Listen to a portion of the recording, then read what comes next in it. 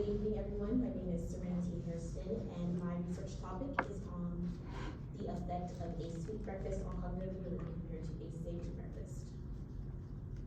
A little bit about myself. I'm currently a senior at Bassett High School, and in the fall, I will be attending Bradford University to major in biology, specifically in the biomedical and health sciences program. I connect to this topic because as a Governor School student, this directly affects me and my peers. I want to assure that the students here are having the right breakfast each morning so that we are able to focus, remember, and reach our full potential. To be truthful, this was not my original topic. I wanted to continue my junior research project and see whether or not just having breakfast could make a significant difference, but my instructors pushed me to go further. I noticed that whenever there were food or any snacks given out here, there was always sweet, like Danishes, granola bars, or donuts. So this led me into my research, and I wanted to see whether sweet options would be different compared to other flavors, specifically savory. I wanted to see how a savory option could combat a sweet option, and maybe it could be more effective on increasing cognitive ability. Breakfast is a very important meal to have each day. It really matters what you're putting in your body every morning, especially for adolescents who were attending school from around 7 or 8 a.m. to 3:30 p.m. at the latest every day. A study conducted by Adolphus et al. Directly states that tasks that required attention, executive function, and memory were facilitated more reliably by breakfast consumption relative to fasting. This shows that any critical thinking requires a source of fuel. Another study conducted by Lee et al. States adolescents have high nutritional needs due to brain development and physical growth. Without this morning meal, students that really need to focus will miss out on providing their bodies with essential nutrients such as iron, fiber, protein, and B vitamins. The concept of breakfast can be traced back centuries, although it did not have a name before the 15th century, but due to the daily habit of eating every morning, individuals felt they had to give it a name. In ancient civilizations, such as Egypt, laborers consumed simple meals like bread and beer to fuel themselves and provide energy for the grueling physical work of the day ahead. This shows how they thought breakfast was directly tied to performance. The better or more breakfast you had, the better your output would be. To get more into specifics, sweet breakfast versus savory breakfast foods. Some positive factors to sweet breakfast include convenience. It's pretty easy to find and eat items like yogurt, many fruits including apples or oranges, and oatmeal. They take little to no time to prepare, and you can have most of them on the go. Sweet foods are also more appealing and often having bright colors and pretty packaging. A sweet breakfast also provides a quick boost of energy to help be more productive every day. For savory foods, they are more calorie dense, which means they provide efficient energy and quick fueling without having to eat so much. Savory foods are also rich in nutrients and high in protein, which are essential for repairing tissues in your body, maintaining bone health, and they can potentially boost metabolism. And certain foods like eggs and whole grains can provide more balance and sustaining energy. Some downsides to eating a sweet breakfast would be things like early hunger, which means after eating, you would get hungrier earlier in the day than you would usually because these foods aren't as filling. There are also many health risks such as diabetes, obesity, and has also been linked to many heart conditions such as coronary heart disease and high blood pressure. It can also lead to a rapid drop in blood sugar levels. For many savory foods, they aren't as convenient with having to cook things like eggs and various meats. Many people may make the argument that they are convenient through fast food, but fast food is very unhealthy for the body and can cause excessive weight gain, fatigue, and can definitely have a negative impact on cognitive function. Savory foods can also lead to high sodium, which causes the body to retain excess water, and in turn will put a strain on your vital organs. There's also a risk of unhealthy fat intake. This would raise cholesterol and increase risk of heart disease or stroke. When conducting my research, I thought that maybe there could be some external factors that had a significant effect on cognitive ability outside of breakfast that could potentially skew my results. I found that some students that have learning disabilities may have a different experience with cognitive ability and memory retention than others. I also found that students with ADHD also struggle with memory or any other cognitive function, making it harder to concentrate in school or any other learning environment. This leads me into my research question. How does a sweet breakfast affect cognitive ability compared to savory breakfast? For my experiment, I decided the best way to measure cognitive ability, specifically memory retention, was to use a color memory game and record the scores before and after. I thought it would be simple because the memory game is pretty self-explanatory.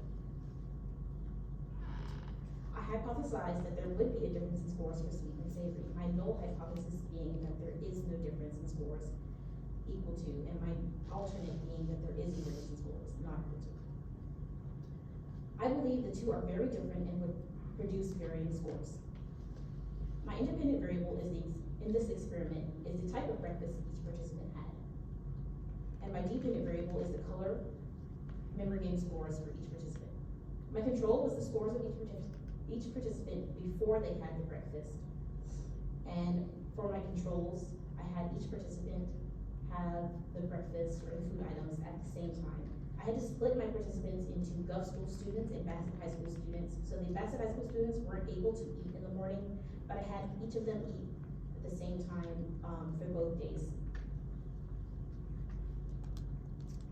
Because my experiment directly involved people, I had to obtain consent from each of them.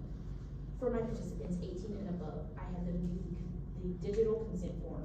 But for my younger participants, younger than 18, I had them fill out a paper copy so that their parents or legal guardians could also consent. I ended up meeting with each of my participants, and I had them all play the color memory game before they had any option of food. And after that, I recorded their scores into an Excel data sheet.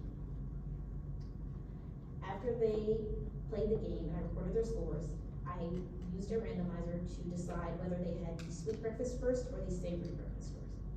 And then the next time that I met with them, they had the opposite breakfast of which they had the first time.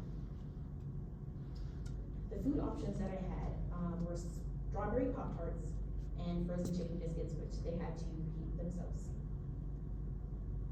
This is the Excel sheet that I collected my raw data on for each participant. I used a 2-sample t-test for my data, and to do that, I had to check my conditions for each group.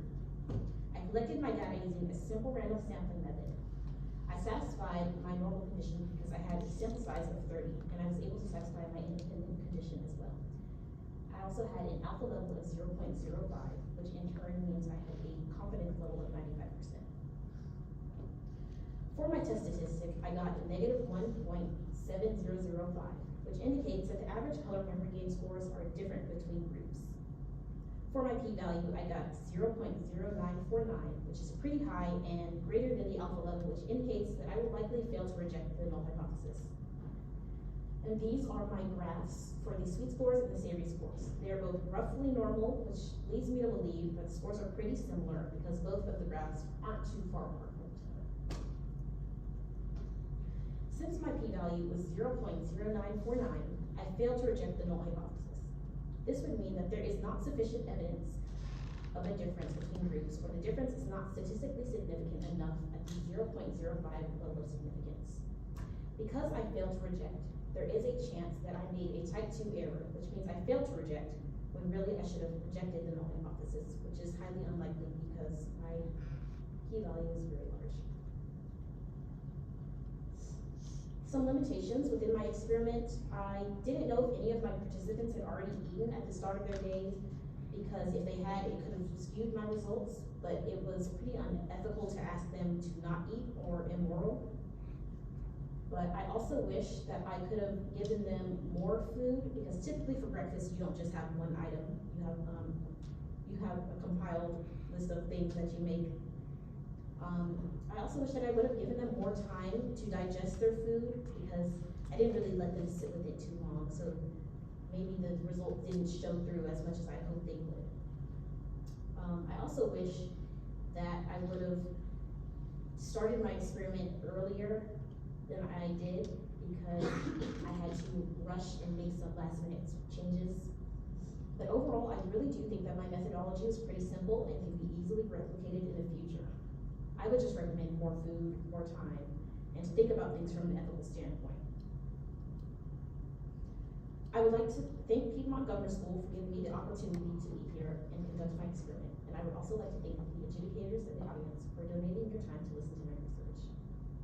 Are there any questions?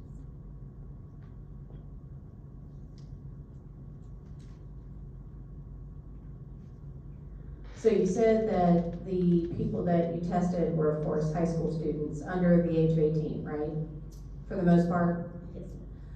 Do you think that you would have obtained different results if you had tested an older age group, say 30 years and older?